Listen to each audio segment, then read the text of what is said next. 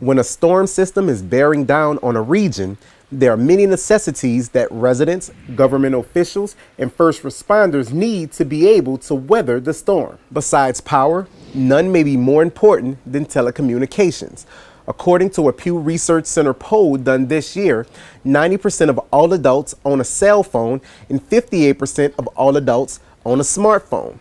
And with that same study showing 63% of cell phone owners are using their phones for internet access to get information, staying connected is of the utmost importance. And at a secret location in southeast Louisiana that has card key only access rooms and its building is shrouded by trees, preparations for hurricane season is usually a year-round exercise for wireless provider Verizon Wireless. Jack Hyman, the director of network operations for the Gulf Coast region, says one of their biggest tests comes during the annual New Orleans Jazz and Heritage Festival.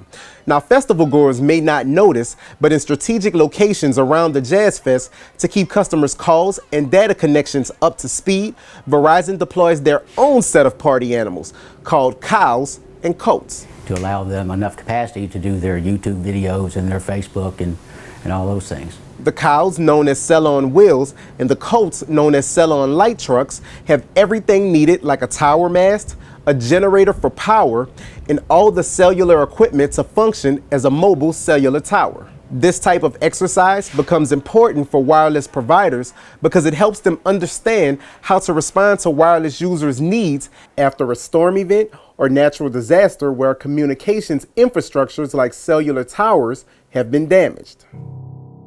Hyman points to the BP oil spill that happened in April of 2010, where the cows and coats became a critical part of keeping first responders connected in an area of Louisiana where there weren't many cellular towers. We deployed them at 5 different locations along the Gulf Coast where Coast Guard and all the different agencies moved in.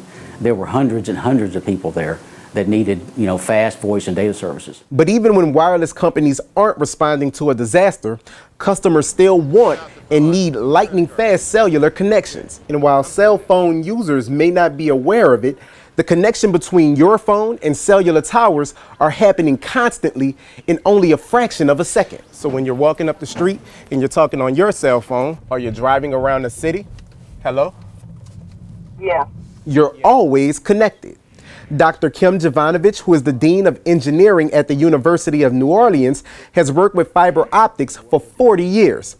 He says thin fiber optic lines made of glass and transmit laser light that's barely visible to the naked eye is what makes your connection possible. Some of the reported capabilities of using fiber just in 2013, last year, was 5,000 high-definition movies, 2 hours long, delivered in 1 second. They are the heart of the technology that we've deployed is the fiber optic cables.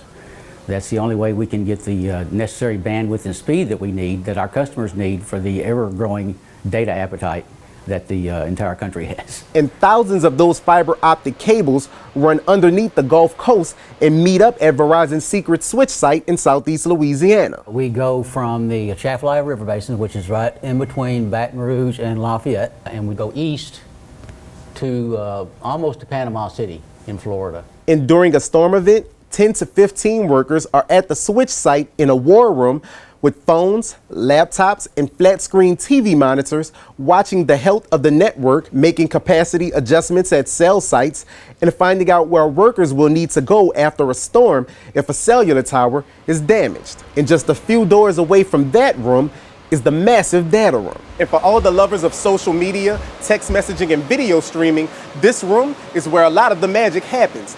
All of Verizon's customers in the southeastern region data comes through this one room. And to make sure you can send messages, stream videos uninterrupted, there's primary servers and there's backups to backups. The left side of this chassis is the primary operating side. The right side of this chassis is the standby side. So if for some reason something goes wrong in the operating side, the standby side will take over control of the data session and the customers won't even notice a thing. And if for some reason this entire chassis fails, we have a standby chassis as its neighbor right next to it here. And just another card key swipe away is the voice room. That's where all of the typical phone calls are routed. But unlike data service, voice calls are handled differently. For each wireless provider, there is only a certain amount of bandwidth available to handle a certain amount of calls for a specific region at any given time.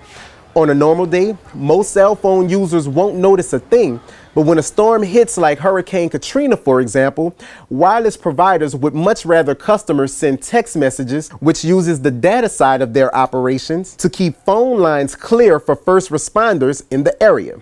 But even under those unimaginable circumstances, Verizon processed most of their voice calls. We processed 90% of all the voice calls that were placed. Isaac, we even had a higher call percentage rate. It was like 97%. Dr. Jovanovich says the performance of communication services during and after a disaster always begins with preparation. And how well prepared telecommunications companies are becomes the link to keeping residents, families, first responders, and elected officials on the same page during a disaster. You have to have all of those individuals talk to each other, because if you don't, you can't have a coordinated effort.